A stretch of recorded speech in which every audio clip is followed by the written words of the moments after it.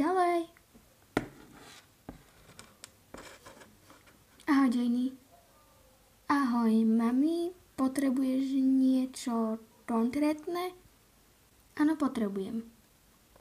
Jedná sa o tento kľúč.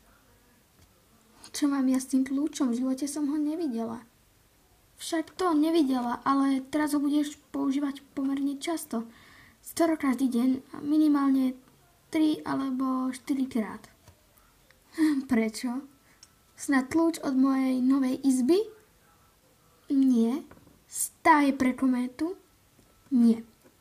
Je to kľúč od tvojho dočasného nového bytu na tento rok. To vážne?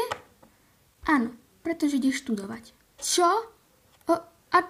Ako to? Áno, presne tak. Pôjdeš do Pečopova študovať na celý rok. A toto je kľúč od bytu, ktorý ti otec na celý rok zaplatil. To nemyslíš vážne, kedy tam nastupujem?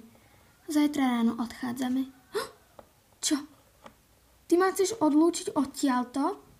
Mami, to vzdialené, tuším 100 kilometrov. Presne tak. Budeš chodiť domov iba na víkendy.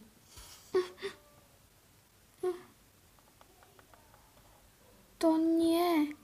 Áno, musíš. Mami, doteraz som pomáhala v kaviarni. Presne tak. Máš 18, najvyšší čas, aby si začala. 2 roky si mala pauzu. To by ti malo stačiť. Tak sa pobal.